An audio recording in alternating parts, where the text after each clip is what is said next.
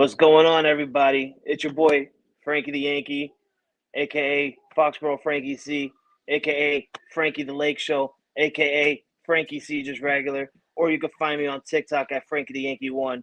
And I'm with my boy, Jay McLovin, a.k.a. Jay Astro, a.k.a. Houston J, a.k.a. Rocket McLovin. What else?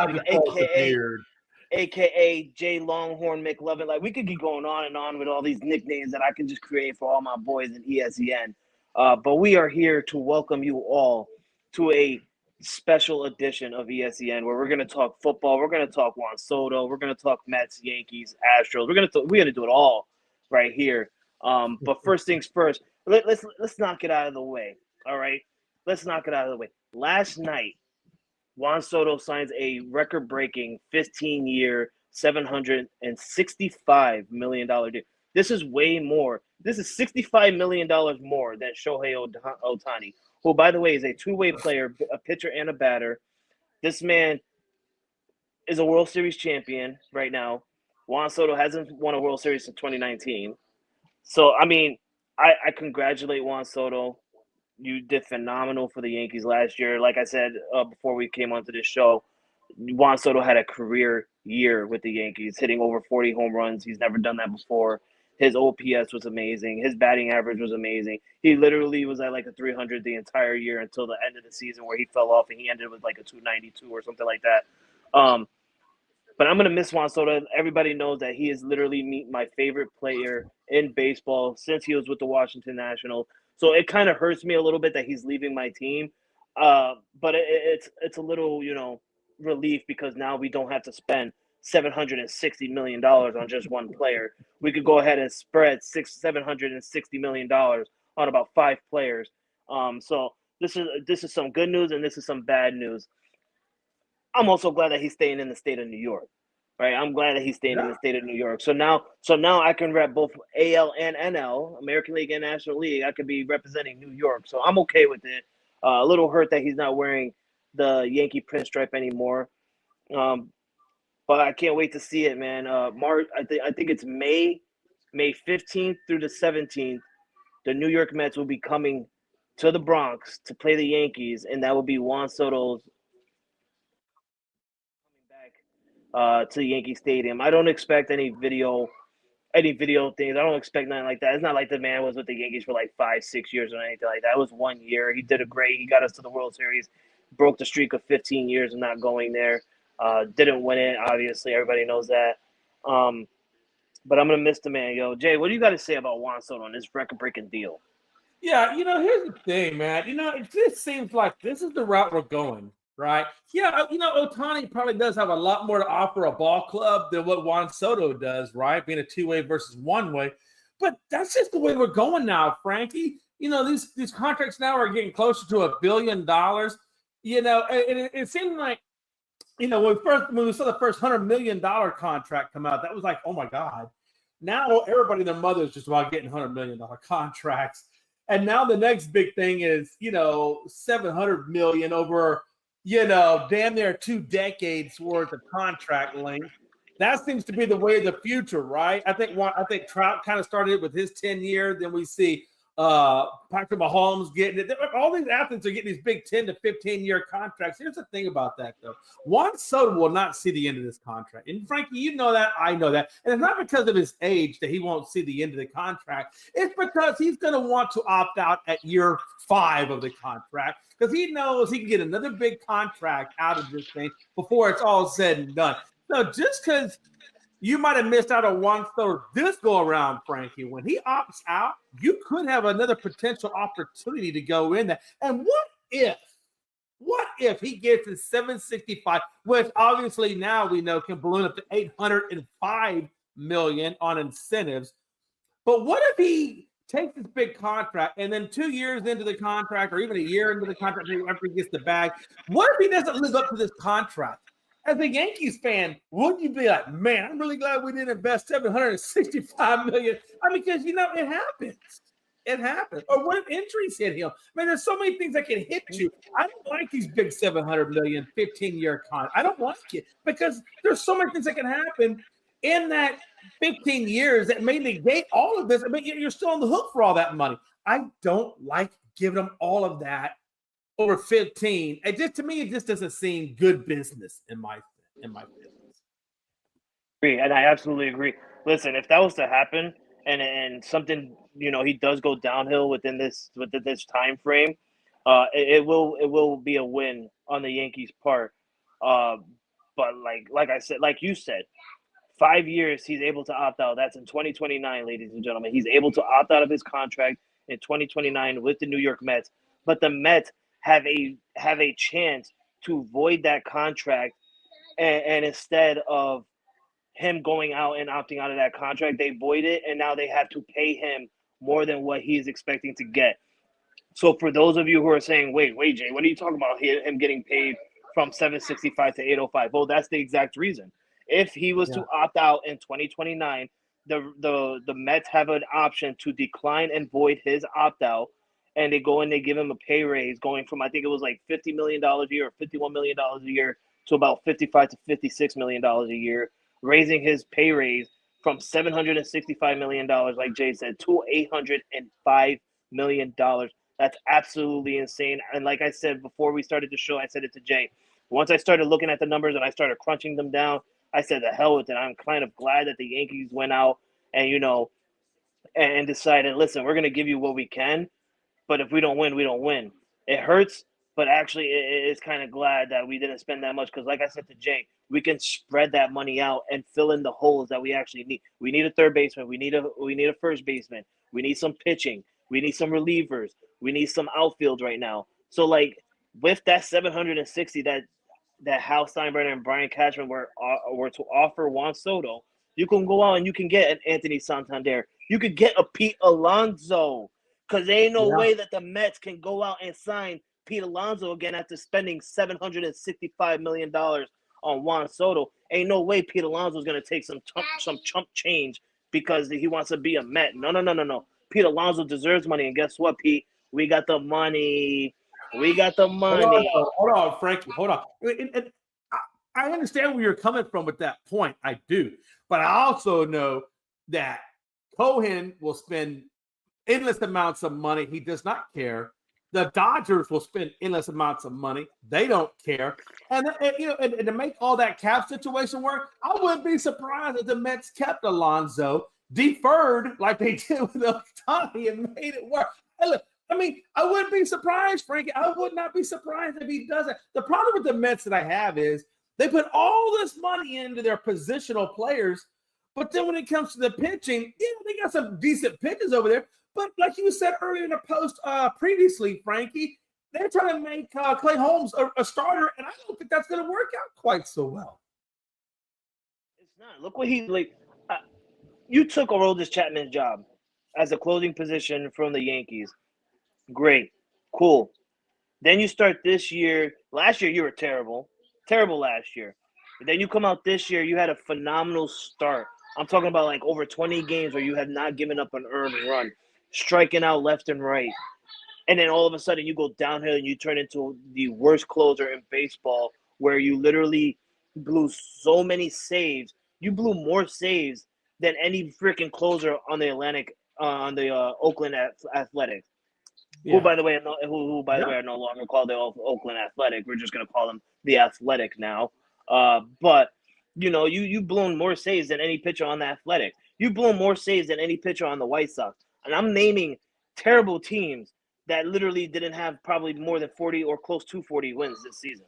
So, it's just terrible that the Mets go out and say, hey, Clay, we're going to sign you, but we're not going to sign you to a bullpen. We're not going to sign you to relief. We're not going to sign you to a closing job. We feel confident and strong that you could be a solid starter. That is the dumbest thing I have ever heard a franchise say to Clay Holmes. Yeah. On top of that, Jay, they go out and they sign Frankie Montas. Frankie the Yankee. That's me.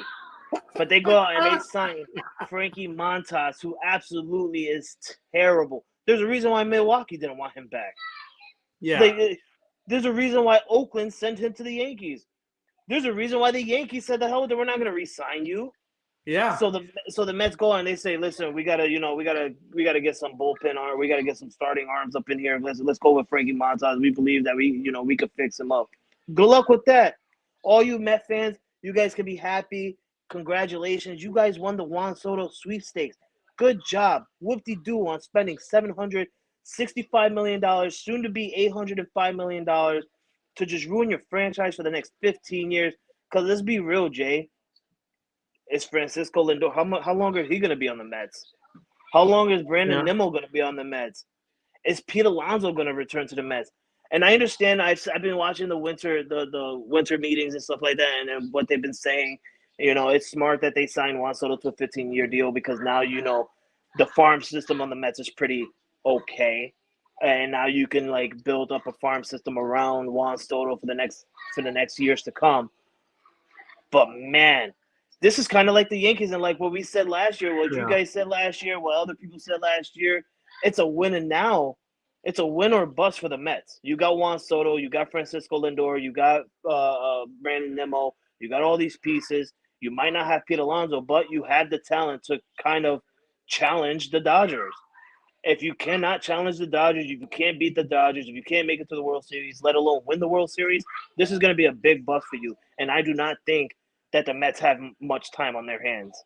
Yeah, it's interesting though that you talk about the Dodgers because Big Glenn said about the Dodgers. He said Juan Soto will end up at the Dodgers after he opts out, and in all honesty, though, I mean that is a team that he could go to, Frankie, because who's got the kind of money that can afford what he wants? Yeah, the Dodgers can do it, the Mets can do it, the Yankees can do it. He wants to be on the East Coast, so that would be the one caveat, Big Glenn, that I think it could keep him from going to the Dodgers, is that he does like the East Coast. That could be what, unless they put in more money, which we've already seen that didn't work in some cases, but in this case, it did work because he took the $5 million more than what the Yankees were going to give him, right? I mean, what's $5 million really? I mean, in all honesty, because you got to give him another year, or they're actually asking one more year and $5 million less.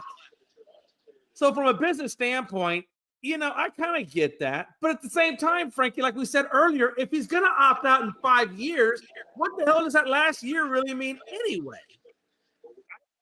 I don't think he's going to end up on the Dodgers because we've seen it. We've seen it already. Steve Cohen, the owner of the Mets, he even said it. He went out and he said, "I'm going to outbid anybody." He did it. Now he put a thing on the contract where it's, okay, Juan, you can opt out in 5 years if you want, but the Mets have the right to go ahead and void them, and Steve Cohen will void that opt-out just to pay this man money. No doubt about it. This owner literally does not care about wasting money. The difference between the Dodgers and him is the Dodgers will probably try and get him, but they'll defer it. They've been doing that with their players. They do nothing but defer, right? Mega contracts, just straight defer. Go ahead, do it. But the Mets are not doing that, and I'm pretty sure Juan Soto doesn't want to defer his contract. So Juan Soto will opt out just to get another pay raise out of the Mets, and Steve Cohen will do it. I almost cursed for a minute because I'm a little bit upset about it, but Steve Cohen will spend it. He will spend it. He'll be like, listen, what's the difference, right? 765 to 805. That's nothing. Whatever. I bet you he'll say to Juan, well, listen, I was going to give you 800 anyway if the Yankees are going to rise up the price to probably 770. If I was going to give you 765 and they come out and they say 770, well, guess what? I would have guaranteed you 800. Oh, for sure. And since we're talking about contracts and players that anger us so much, Bregman, obviously, like you talked about earlier, he got what, 157 million offered to him, I think over 6 years, which I think puts it right at about 26 million per year, or maybe a little over 26 million per year.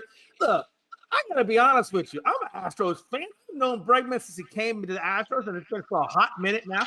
Look, I like Bregman.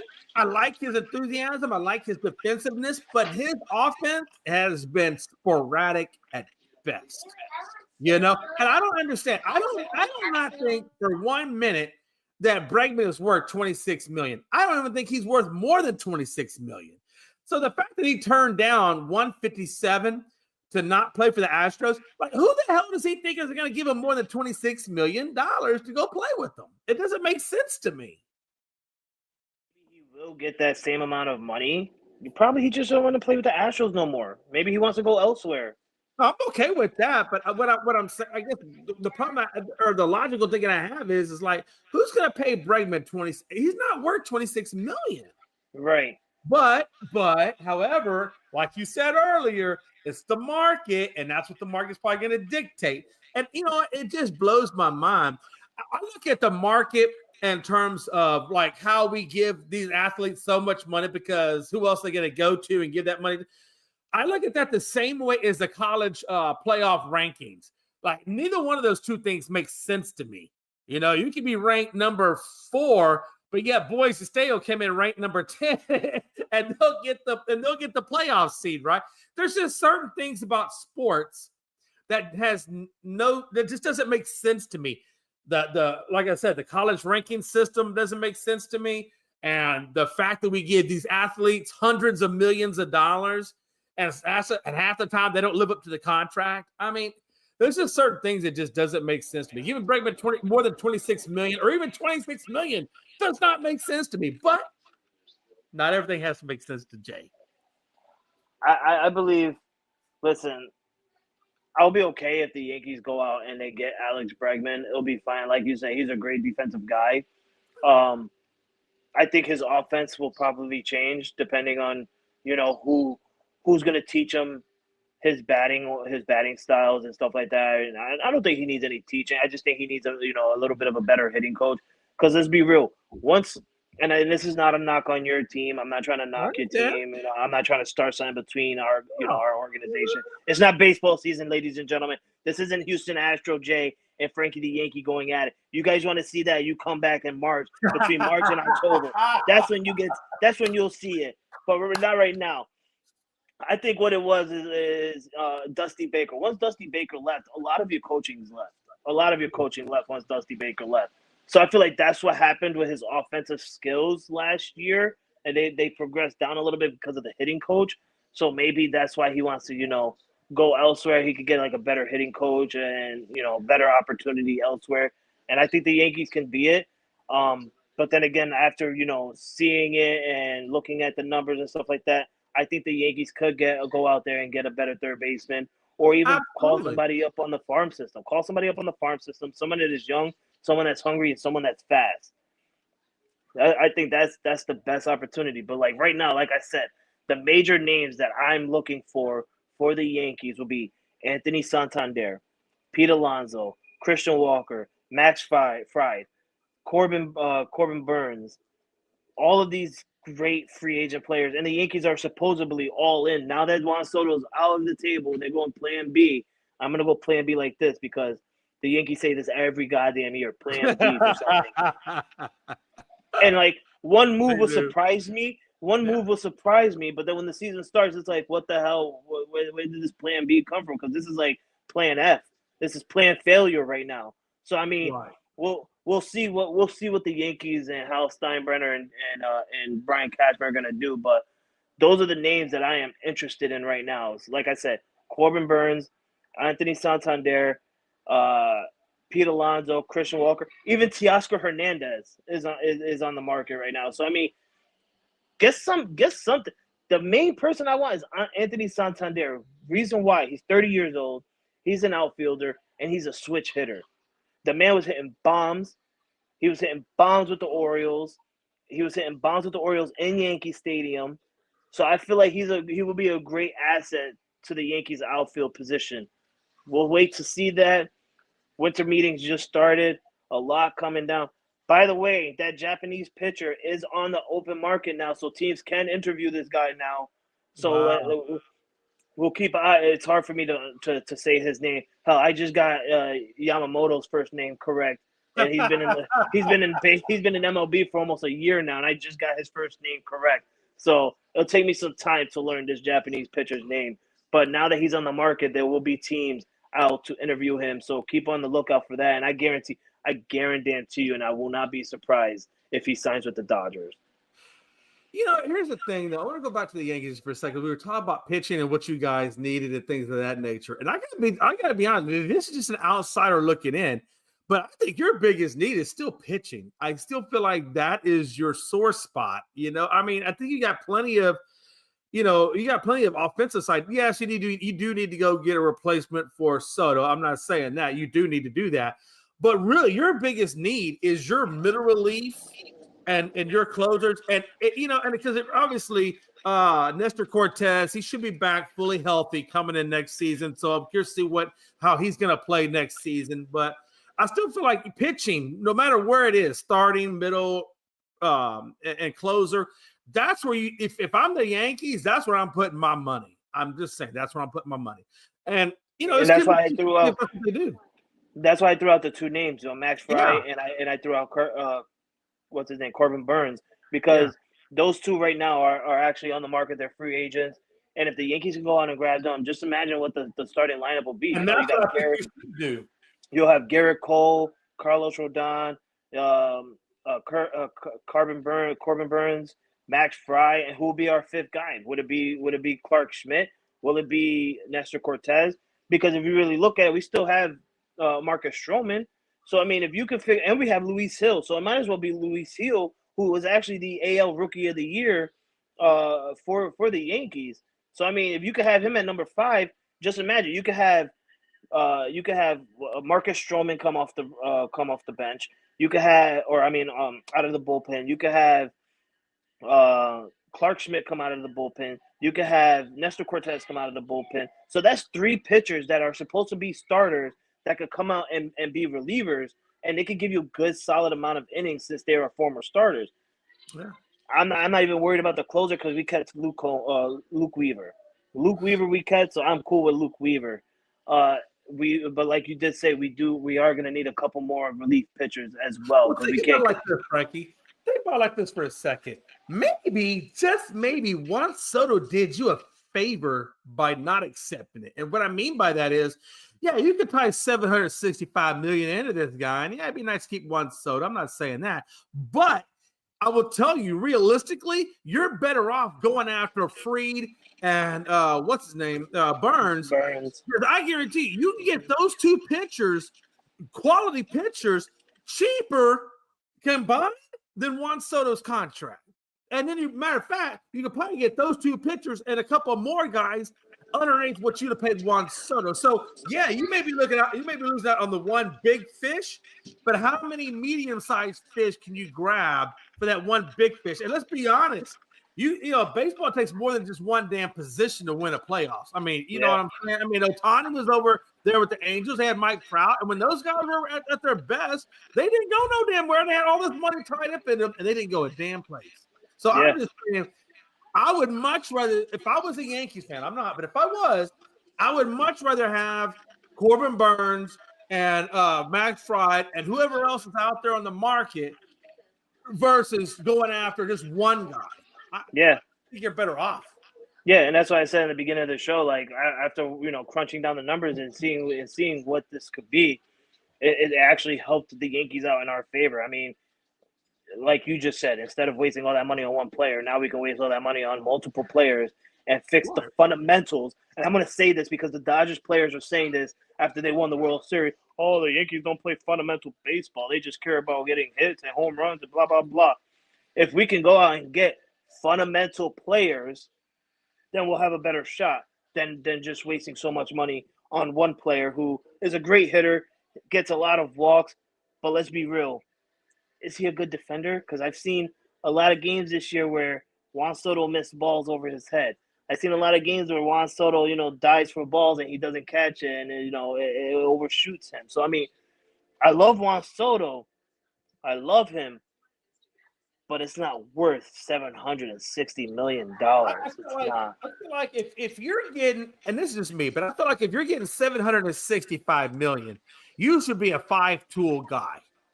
You should have all aspects, in your tool belt, right? And I don't think Juan Soto is a 5-tool guy. As a matter of fact, a lot of them aren't 5-tool guys. They just have ability to hit the ball really far. I mean, it's one thing to have a good batting average, maybe a good OPS. But if you don't have the glove, the arm, and all the other attributes to go behind that, then you're only getting one side of a guy. You're not getting the complete package, right?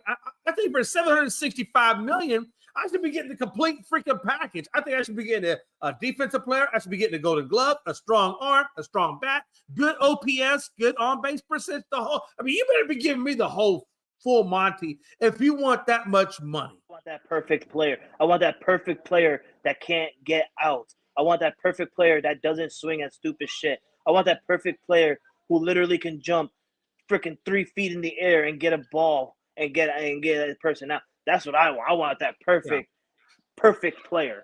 And the thing about it, the thing really makes me mad is everybody's argument to that as well, Jay. It's the market, it's entertainment. They're supposed to get this kind of money. No. I call bullshit. I'm sorry. I hate when people say that because look, if you're giving me almost $1 billion, $1 billion, you better be able to back that shit up.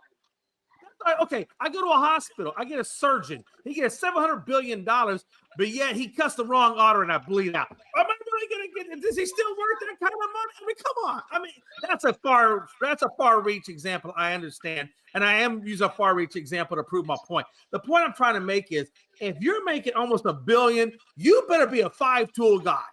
You better be a 5-tool guy to get that kind of paycheck. Because if you're making, let's say Juan Soto's making $135 million over 7 or 8 years, and he's not a 5. Okay, I'm okay with that because you're not getting $1 billion. It's a little bit more realistic in the number. But if you're getting almost $1 billion, man, you better be the creme de la creme. And I don't think he's the creme de la creme. I think Ohtani's a better hitter. I think Ohtani, is one of those kind of guys I would probably give the close to the $1 billion to because he's got a hellified ERA. He can steal bases and he can hit the freaking ball. And his on-base percentage and all the other metrics are on point. And that's why I feel like he's the kind of guy I feel like is deserving of that contract. Not a Juan Soto. I don't think Juan Soto, and he's a good player, but I don't think he deserves almost $1 billion. That's ridiculous. No. And the one thing that Shohei Ohtani did and can do that Juan Soto can't do, he's a 50-50 guy. Shohei Ohtani is the one and only 50-50 guy. Right there. Yeah. The one and only 50-50 guy. Juan Soto, literally, I think he this year only stole 2 bases this year. That's it total.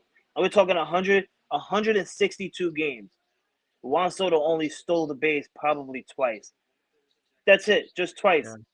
So I mean, that's at least one more than Giancarlo Stanton. And that man never steals base, Jay. The one time he stole a base, I lost my mind. I lost it. I'm like, what the hell are you doing? And he got called safe too. He got in that. I was like, yo, okay. But I'm gonna miss Juan Soto. I want to get off the Juan Soto topic. I'm gonna miss you, Juan Soto. I'm gonna thank you. It was a fun ride, hell of a fun ride. I'm glad that you were a Yankee at some point in your career, because now I can go out and say that I've witnessed Juan Soto wear the Yankee pinstripe in my lifetime. For those of you who are upset about it, keep being upset about it. You clearly don't know the fundamentals of baseball and the money aspect of baseball. It always happens. This reminds me of Robinson Cano when his time with the Yankees were done, and we thought we were going to get him back on some crazy contract. That he went and he signed a 10-year deal with the Seattle Mariners. So I mean, clearly these fans are upset, and they have every right to be. But they clearly are not like you and me, Jay. They don't know the fundamentals of baseball. They don't know the money aspect of baseball. And for those of you, and I've seen a lot of it on TikTok, if you are burning your Juan Soto Yankee jerseys, you are an absolute idiot. All right? Literally, you are an absolute idiot.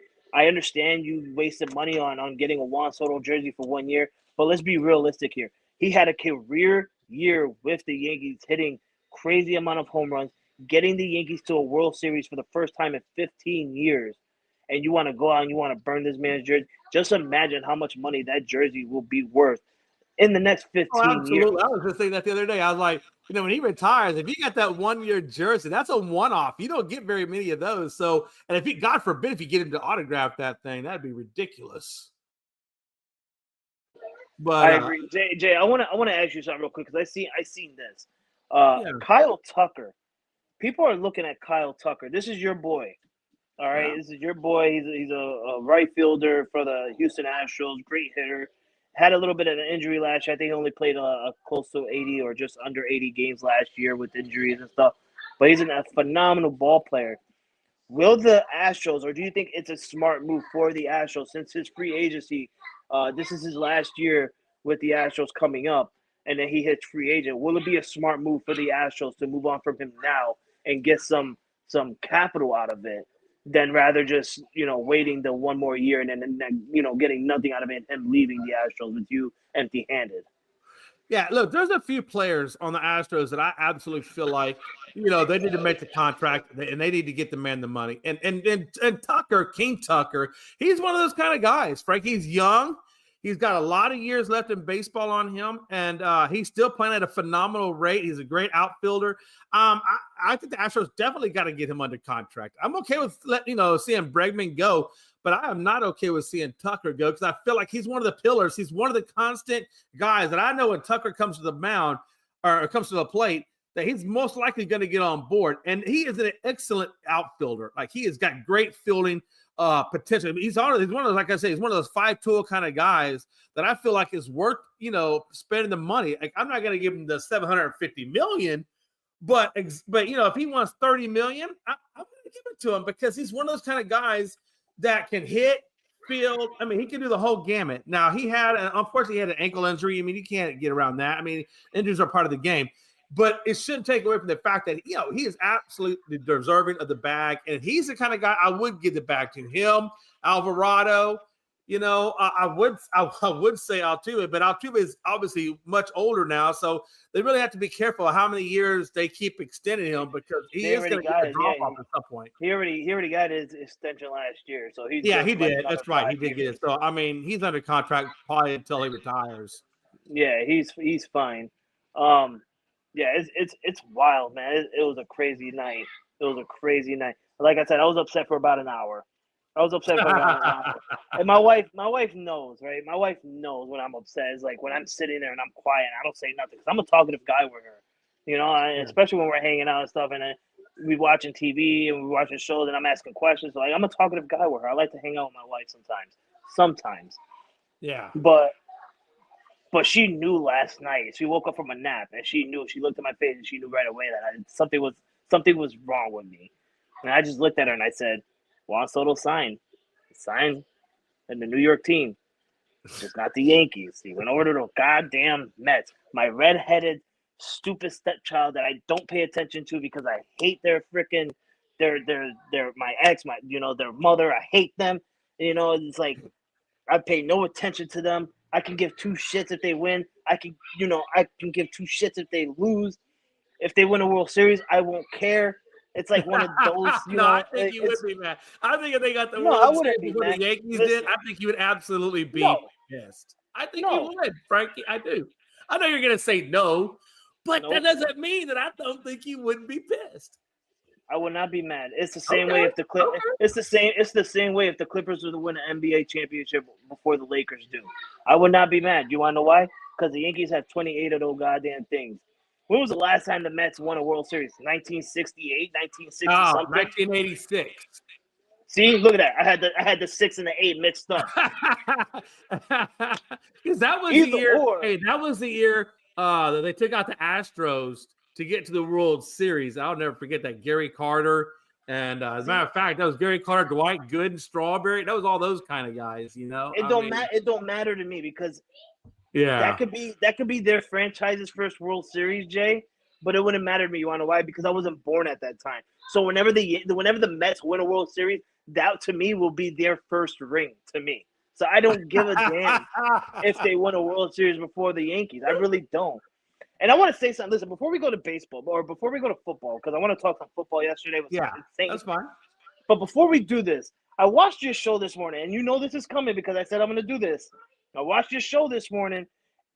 Philly sports guy got some goddamn nerves to get up close to the camera and start yelling and start talking about Yankee fans and wow, crying, all this other bullshit. 2-0 lead over the Astros in the World Series. And what happened? They lost 4 straight and end up losing the series 4-2. Trash. Then he says, "Oh, we haven't won a World Series a year since before the Yankees did. That's 2008. That's something proud to be about. That's something proud to. Oh, my team hasn't won a World Series since 2008. That's way more longer than what my team has won. And you've been to two World Series. You've been to two. We've been to one in 15 years. You've been to two, and you still got a big fat 0 since 2008, Philly sports guy. Okay, let alone you lose to the Mets after you had another series lead over the Mets. You lose again this year. Oh my God! You lost to the Diamondbacks last year after having another series lead. Do I have to keep going on and on with this Phillies team? And yet he laughs and he laughs about the Yankees crying about losing Juan Soto. Man, you have Bryce Harper. You have Nola. You have all these people on the. You have Mr. Home Run Swerve bombs, right? And Bohm and all the rest. What was that? Brandon Marsh. All ringless, Jay. Every single All one of them ringless. I understand everybody on the Yankees is ringless, but listen, you guys had opportunity after opportunity after opportunity after opportunity, and I see it 4 goddamn times because you've been making it that far for so goddamn long, Jay McLovin. Philly sports guy cannot you say are wrong shit about one thing though. Not everybody's ringless. Because last time I checked, Boone still has his ring. Hey, all I know is Philly sports guy can laugh at all the Yankee fans that are crying about losing Juan Soto. But I guarantee you, we are laughing at Philly sports guy because he gets so many times in the playoffs, having so many leads. Doesn't matter if it's the wild card. Doesn't matter if it's the division series. Doesn't matter if it's the NLCS. Doesn't matter if it's the World Series. You end up with a goddamn lead, and for some odd reason, you forget how to play baseball. You're talking about the Yankees forgetting how to play baseball in the World Series. You forget how to play baseball in every goddamn series and every year. Let alone the Phillies, you have the 76ers who can't even win a fucking playoff. Excuse my language. Okay, you got the 76ers who can't win a playoff, let alone your 76ers can't even win a goddamn basketball game this year. Okay. You have the Philadelphia Eagles who won a Super Bowl against the Patriots. Yes, my Patriots, congratulations. But it looks like you need St. Nick back on the Eagles for you guys to even win a Super Bowl again. Okay? Who else is his team, Jay? Who else is his team? We got the 76ers. We got the Philadelphia Eagles. He has the Phillies. Who else? Oh, that's right. The orange and black. Ladies and gentlemen, let me hear you say the orange and the black. The orange and the black. They're so freaking trash that they can't even win a Stanley Cup. When was the last time they won a Stanley Cup, Jay? When you were 23 and he was like, what, 17? Get the hell out of here, Philly sports guy. And I love you. Listen, me and Philly sports guy go back and forth all the time. He calls me a bandwagon, but you can't call me that no more because as long as you know me, you've known that I've never switched my team. I've never switched my team. I've represented my team since day one. I don't switch my team just because I'm in different states of my sports and shit like that. Don't mean anything. But I rock one team in each sports in different states. I don't switch. I don't be like, oh, the Lakers are trash, so I'm going to go ahead. I'm going to like the freaking New York Knicks or I'm going to like the Boston Celtics. No, the Patriots are trash, and guess what I'm doing? I'm rocking with my 3-10 team, right? I'm not going out and I'm not saying, oh, Tom Brady's gone. I might as well like the Chiefs and Patrick Mahomes. I'm not doing none of that shit. I stick by my team, win or lose. I'm stressed or I'm happy. It don't matter. At the end of the day, all your teams make it to playoffs just to choke, to upset you guys every single year. It don't matter. Let's talk about some crazy. Since we're talking football, Bill Belichick just had a meeting with North Carolina Tar Heels. They asked him, if he planned on it, and his quote was, "We'll see." I don't know. I cannot for the life of me, and Frankie, this is your guy. This is the Patriots guy now. I cannot for the life of me seeing him after he's been the mecca of NFL for six Super Bowls, and then now he wants to go play for the Tar Heels. I just can't see that. Can you see that? I mean, what do you think? I could see it. And I talked about this the other day with Caitlin. She feels like, I told Caitlin about it, and she feels like it's like a demotion to him. And I'm like, not really. I don't think it's a demotion. If you really look at it, he's going to college. He's going to coach these young kids before they get into the next level of NFL. So they're going to be ready. Any kid he coaches in North Carolina, they will be ready when they get into the NFL because you're getting taught and lessoned by Bill Belichick. Now, like you said, he won 6 Super Bowls as a head coach, 8 overall as a coach, defensive coordinator, Right. and a head coach. He's won 8 Yep. overall. So to top that off with some natty titles, that can literally solidify him as the greatest football coach ever, anywhere. Not just the NFL. We call him the one of the greatest NFL coaches in the sport. But if he goes out into college and he wins a natty with North Carolina, like not just one, maybe 2, possibly 3. If he could win 2 or 3 with natties with North Carolina, that would solidify him as literally the greatest football coach ever anywhere.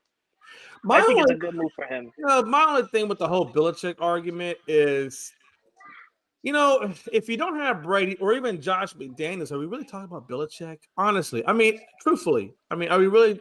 Because even when he was with Cleveland, he didn't do much. I just feel like, and I think Belichick is a good evaluator of who to bring in, and you have to be the smartest guy in the room to be a head coach. You just have to have really good people around you and have to be a good evaluation of talent.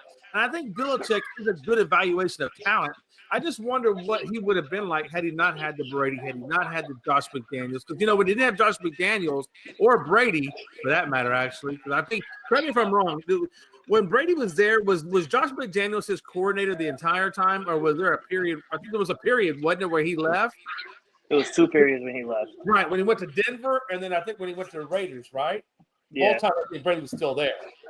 Yeah. Okay. Yeah.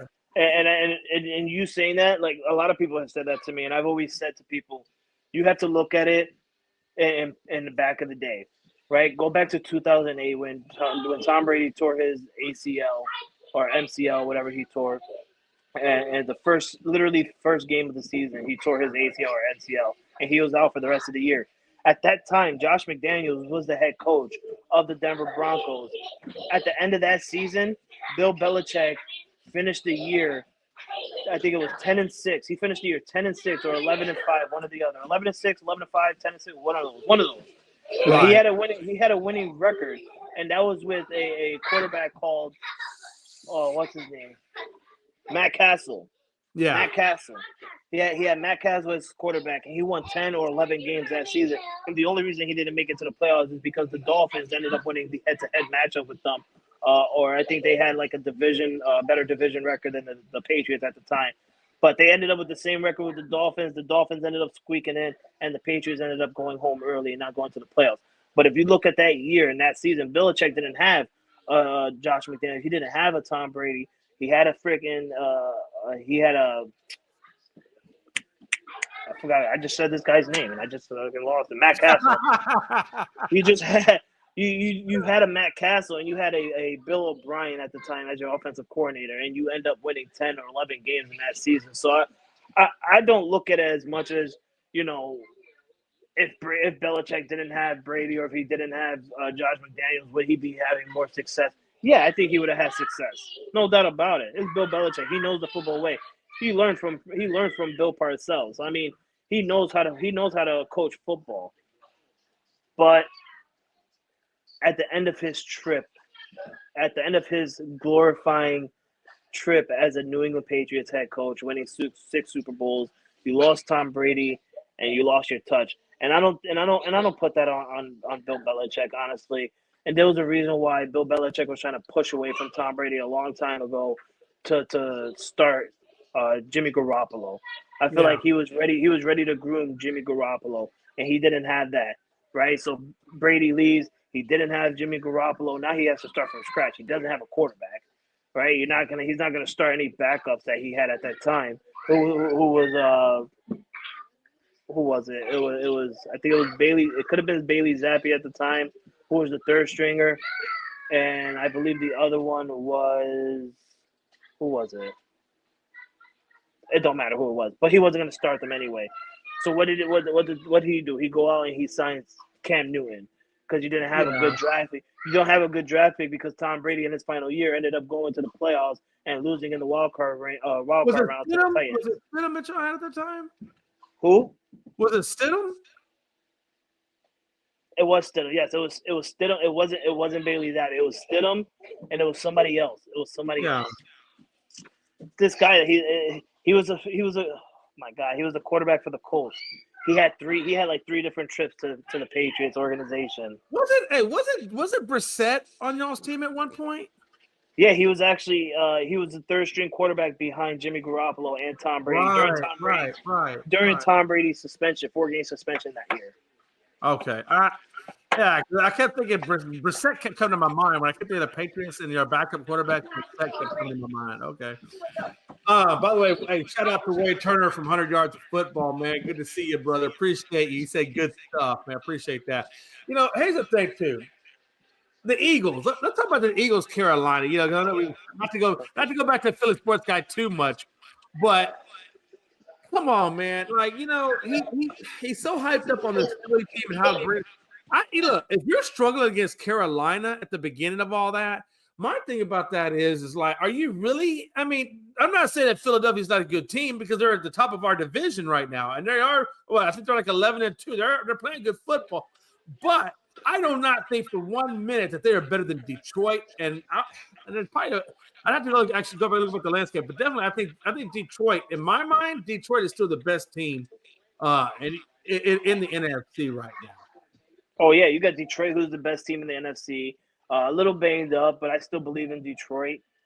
They do have a crazy matchup coming up next week against the Buffalo Bills. I am rooting for Detroit on that game, no doubt about it. I will be rooting for Detroit on that game. But them having to go up against the Buffalo Bills next week, that's gonna. I think that game right there will literally solidify them as the best team in the NFC.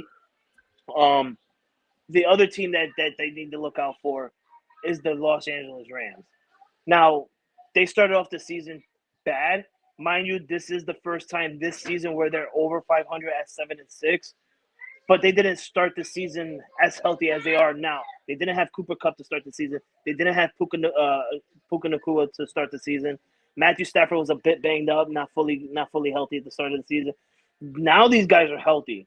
They're healthy. We've seen what Puka did last night. We've seen what Cooper Kupp did. Did you see that? Did you see that catch? Oh my God! That toe tap. I even said that was out. There's no way. I said that was out. There's no way he caught that. Then I saw the video and I'm like, whoa! And he caught the ball behind him and still was able to do the toe tap. He's like a little vertical like this too. He was like that vertical, like a straight like.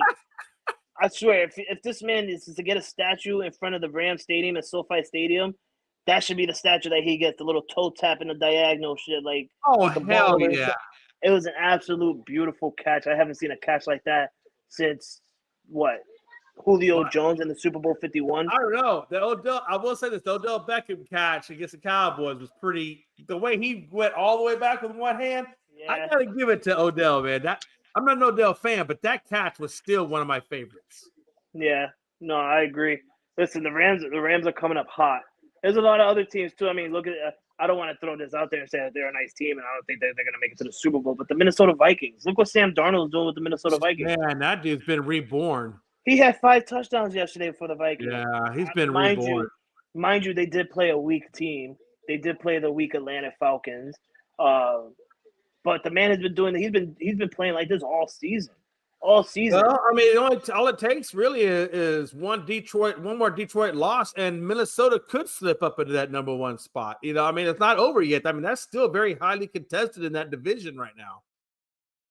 They could win one. I don't think they're going to win that division. I don't, because they still got to play against. They still got to play against the Lions. They still got to play. They still got to play Green Bay, I think, or they finished Green Bay. I'm not sure. But I know they still have to play Green Bay. Yes, they still have to play Green Bay. So I mean, anything can happen. The Lions can win this week. The Vikings can win this week. Or I mean, the Lions could lose this week. The Vikings can win this week. The Vikings can take over the first spot. It don't matter. I do not think by the end of this season the Vikings will be on top of that division. Yeah, I mean, like I said to you a minute ago, I still think Detroit is the best team in the NFC right now. So. My bet is that Detroit. I mean, Gibbs is playing well. Montgomery's playing well. Geez, St. Brown. I mean, Williams. I mean, Laporta, for crying out loud. I mean, and then I'm not even talking about the defensive side. I mean, they still have a really good defense, even though they don't have Aiden Hutchinson. That defense is still really, really good. And they're gonna be tough. I mean, whoever they go up against, I would not be surprised if it was KC and Detroit in the Super Bowl. I wouldn't. I would not be surprised one bit. Even though being out from Houston, if my Cowboys can't be in the playoff or in the Super Bowl, I would like to see the Texans get in the Super Bowl. I think that'd be because that's the thing about Houston. Houston has never had an NFL team go to the Super Bowl. That would be the first time that they've ever gotten that. So, it would be nice to see the Houston, and I don't think it's far fetched that they could get there. Honestly, Frankie. I mean, as long as they continue to push and get better, I think they could make it there. I'm trying so hard not to laugh at you right now for saying that. I mean, are you serious? Like, you're trying not to laugh? Yeah, well, I mean, no, seriously, think about that now. What is that? No, I agree. I agree. Listen, they're gonna go in either way, right? Because they're winning that division, right? The Jaguars are trash. The Titans are trash. I mean, they're gonna clearly win that division, no doubt about it. But I do not see Houston beating the Ravens. I don't see Houston beating the Bills. I don't see Houston beating Kansas City. I mean, I believe in them. They can do it. They really can. It's just not going to happen. Right. I just think with the addition of Joe Mixon, you got to remember too, some of those losses that they took was when Joe Mixon was on the IR. I mean, he was on there for a hot minute, and in all honesty, they really didn't have a running back after that. So it really kind of made that team almost one-dimensional at a certain point. And I will say this, if you look at C.J. Stroud, he had a much better year last year than he did this year. Not that he's having a bad year he's not. But that first year, I don't know if that's because maybe defenses just didn't know how to take him. Maybe with enough game film, and he did have a good situation with D'Amico coming in, and then Bobby Slovic, coming in. So there's a regime change there. He had better wide receivers and stuff. So I mean, I understand why they got where they got last year, but I don't think it's far fetched to say that they couldn't get back there. And I don't think that Baltimore is completely unbeatable either. No, it's been proven this year that Baltimore can be beaten. The one team that's really hot right now is Buffalo. I could see them making it to the Super Bowl. I don't see them winning the Super Bowl. Josh Allen is a freak of nature. I hate the Buffalo Bills. I hate the Buffalo Bills, but I absolutely like Josh Allen. Like, he's just a phenomenal quarterback, phenomenal player. The Houston Texans, by the way, it's called the Stephon Diggs effect. That's what it's called. And I've been saying it. Yeah, I've been calling it since day one. I agree. I've been calling it since day one, since the man was with the Minnesota Vikings to the Buffalo Bills, now to Houston. It's called the Stephon Diggs effect. It happens to every single team. He comes in and he's good. He makes a quarterback look good, but he does not help them succeed. I don't know if I'm saying it well or saying it right, but like you said, C.J. Stroud had a phenomenal season last year, which is the reason why I went and I drafted C.J. Stroud in my fantasy. Okay, now we're getting to the nitty gritty. We're like 1 week away from playoffs or whatever, and I'm regretting. I've been regretting since week 5. Why the hell am I, Jay? I don't even want to talk fantasy. I'm upset about fantasy. This is the first week. This was the first week, ladies and gentlemen, where my team actually played well. Yeah. My team played well. We scored over 140 points. We did well. I had a quarterback that scored over 20 for the first time in I don't know how long. Literally, because I've been switching C.J. Stroud and Jared Goff. It's like 1 week I start Jared Goff, C.J. scores like 20. He's on the bench. Okay, I'm gonna switch it. When I switch it, C.J. doesn't score that 20 the next week when he's on the starter, but Jared Goff is scoring like 30 on the bench. Okay, I'm pissed. So this is the first week that I had a quarterback that scored 20. Jared Goff got me over 20 points. Thank you. Then I get my running back. HN scores me close to he got me at 18. Tyreek Hill gets me close to 30. What's this guy, Jawan Jennings, who literally I had to call around and say who to start. Should I start Jawan Jennings or should I start what's this guy's name? What's his name? What's his freaking name? Keenan Allen. I was like, should I start Jawan Jennings? Oh, yeah, we talked about that. Right. I was like, should I start Jawan Jennings or Keenan Allen? Thank God that I started Jawan Jennings. He scored me 28 points. And Keenan Allen scored you to do that. Don't take it. A lot of people told me we did. I'm not a big Caleb Williams fan. I just have not seen enough of him that makes me think that he's going to do great things with Keenan Allen. But at the other end, there's no Ayuk, there's no Kevin Haffrey. It's basically just Debo and Jennings. And I felt like that Jennings was due. And Purdy's he's a good quarterback. So I felt like that's why I was telling you go with Jennings. And I feel like he's got the better upside on that one. Yeah, everybody played well for me. What ruined me, and I lost. I lost, by the way, ladies and gentlemen. I'm like, Swift ruined you. I lost, and what ruined me was what's his name? DeAndre Swift didn't do much. He got 5 points. He didn't do much against the 49ers. I thought he would do something. But what ruined me is, and I played against this guy right here, ladies and gentlemen. His name is Big Len. He's our boy. I had to play him. He's the top. He's literally our reigning defending champion from last year. And he's on top again. For some odd reason, he's on top again. I don't know how this man does it. He wins everything, right? He's winning. He's the luckiest person I've ever met in my life. That dude is so lucky. Seriously, like he's winning everything, and he's still on top of our fantasy. And I'm like, yo, I might do this. I might beat this guy this week. No. And I said this to you. I said this to you, and I said this to Logan. I said, I need the Rams to shut Josh Allen down. They couldn't freaking do that. They ended up having Josh Allen score 51 freaking points on me. And then I said, I need Puka Nacua to get hurt. He got hurt with a calf injury in like the third quarter, and I'm like, okay, I might have a shot here. No, the man comes back out, and he's still going. Phenomenal. The man scores like 40. The man scores 40. So I'm like, I know. I was like, yeah. When I saw it initially, I was like, yeah, I think Frank is going to be able to beat Glenn. He might beat Glenn. And then when I saw it, when I woke up the next day, I said, oh, man, it's 150 to 141, and Glenn still got one more guy to play. I was like, what the hell? It was that Josh Allen and Puka Nacua, damn it. Like, I couldn't it's like for some odd reason, the fantasy football gods are not on my side this year. And I'm in last place, ladies and gentlemen. This is the first time in my fantasy football history, my fantasy football history, that I am literally in last place. I've never been in last place. I've never, I've missed playoffs here and there. I've won championships. There was a time where I won 3 championships in a row. But this is the first time where I'm literally in last place. You know what? If I finish the season in last place, I'm saying it right now, I might as well get the first overall pick next year, damn it. I might as well. Might as well ruin my season for next year, too. I have found that drafted in that number 5 spot or number 6 spot is almost like the sweet spot. You know what I'm saying? Not if it's Big Glenn. Big Glenn can fucking have the first overall pick and still end up on top of our leaderboard. I don't even know where he drafted. I don't even remember where Glenn drafted. He might have been around 7 or something. Or I don't know how he get all these people. Like, I don't know. He just does it, man. He just does it. I accept him getting Josh Allen. I accept him getting Puka Nacua and stuff like that. But I'm talking about like Chuba Hubbard, right, from the Panthers. He got him 20 points last night. What the hell? Like, what the hell is going? Like, these are players that don't freaking do anything, and they're scoring this guy points. Yeah, and it's not just when he's going up against me. When he's going up against everyone, they're for some odd reason scoring him points. And if they don't score him points, guess what? Someone else is going to score that double points for him, right? Oh, yeah. If that one player is not getting the points that they're supposed to get, Josh Allen's going to come out and get the triple numbers to just help cover that spread for him, and he's winning. It's mind blowing to me. I love Glenn.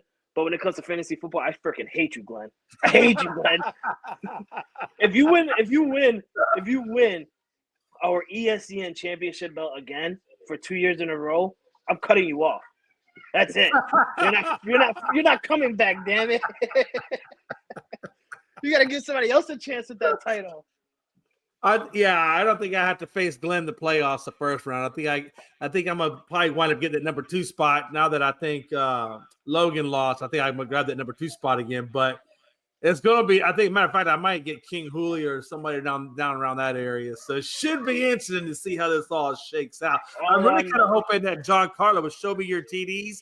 I'm really hoping that he gets Glenn first because John Carlo's been scoring a lot of points lately. So I feel like he would be a good matchup to take Glenn out before I have to take him. All I know is next week is the final week of our fantasy football league. I know I'm already out. No doubt about it. I'm already out. I don't care. But by the end of Sunday night, I'm gonna release a lot of fucking players. So keep your eyes out. Everyone that's in our fantasy league, keep your eyes out because I'm gonna drop a lot of players if you need some players on your team. I got some good players too. You know, I got HN, I got Tyreek Hill. You know, I got Juwan Jennings. I got some good players. I got Jared Goff. I got CJ Stroud. You know what I'm saying? I got the defense with the Minnesota Vikings. I got some pieces that you guys might need, Jay. But let's get into some final thoughts because I got a beer calling my name, Frankie. Hey, I'm gonna go first because you're gonna wrap us up and get us out. My final thoughts is, hey, listen. Number one, Frankie, man, always love talking sports with you, man. You're my boy from another mother, man. You know that. Secondly, here on ESPN, I am happy to announce that we will be on Gonzo Sports Network or Gonzo Sports Report. What is it? What's the R stand for? I know it's Gonzo Sport. Is it Report? It's Gonzo Sports Room. So we got Gonzo Sports Room. I hope him and Tony are not watching right now, honestly. Yeah, I know, man. They're about to give you a call in 2 minutes and say, listen, we're going to back out. You don't even know our show's name. I know, man. Hey, listen, I'm old, and Tony knows I'm old. It's been a while. It's been a while since we've connected with Chris Gonzo. Man, it has. But no, seriously though, we got Gonzo Sports Room coming on. His dad, Tony, and Gonzo himself. And I know Marcus Fine is usually a guest on there. Probably see Big Glenn as a guest on there. So he does WWE wrestling. So if you like that kind of stuff, and he also does amateur wrestling in the city or local wrestling in the city. And then he also does general sports. So a lot of good content is going to come out of him. Make sure if you're a WWE guy or just a wrestling guy in general, you're going to want to check him out. I believe he starts on Monday, and it's going to be a good time. Check out all of our content here at ESPN. We're on all the platforms. You can check out our link tree if you go to and I don't know, did you put it in the description? I did. So go to our show description, check out our link tree, and you can find everything that Frankie does there, I do there, Logan, Gonzo, the whole nine. I think you'll enjoy it. That's all I got, Frank. Take us out of here. And I want to throw on top of that Gonzo Sports Room. Not only does he does wrestling, not only does he does football, baseball, anything like that, he also does betting shows. So if you don't know betting, you know, on under over, or anything like that, you go ahead and you check them out, and you know they break it down and they let you guys understand the styles of betting and you know who to bet for, and they do the betting online as well. So like if you feel that what they're doing is smart and good for you in for your wallet, then that's the place where you want to check it out. It's Gonzo Sports Room. He's absolutely amazing. I love Gonzo. I'm glad that he's here on ESPN, and now that he's here, I'm gonna get with him, and I'm gonna try and see if we can get a afternoon show. Oh hell yeah! Or maybe even a morning show. Maybe an afternoon because Jay does a morning show with Bo and Philly Sports Guy and Stat Guy and stuff like that. So we might have to do an afternoon show. So I'm gonna get with Gonzo now that he's on our network, and we're gonna try and get that going on. We want to bring you guys more shows, more content, things that you love. Not just little bits of pieces here and there every other day or every day, just one show here or one show there. We want to give you guys an all-day ESPN network type of thing where you can watch nonstop podcasts of people talking sports about your team, about teams you hate, about the sports you love, anything like that. But I'm your boy, Frankie C. My final thought is saying, the hell with the Mets. Let's go Yankees. I'm ready for the NFL draft in April. The Patriots, I think, are at number 3 probably right now that the Jacksonville Jaguars won against the Titans last night. The Patriots are going up the leaderboard. So it's coming along. It's coming along. The Lakers won last night. Let's go. Let's go Lakers. Finally, even though it's an under 500 team, we won. Booyah! What's that guy used to say? Oh, I know Arriba! Let's go, baby. But I'm your boy, Frankie Yankee, Foxborough Frankie C, Frankie Lake Show. I'm here with Jay McLovin, a.k.a. Houston Astro Jay, Rocket McLovin. What else did I say? Cowboy Jay, all that name shit. I'm going to come up with more names for all my people. Daddy. Catch us soon. Call me Daddy. No, they're not calling. They're calling me daddy. They're trying to Oh, get my I'm attention. sorry. I'm ignoring them. But you guys have a great day. Thank you guys for watching, taking time out of your day to watch us, and enjoy our show. Catch us again soon. Hopefully sooner than rather than later. See you guys.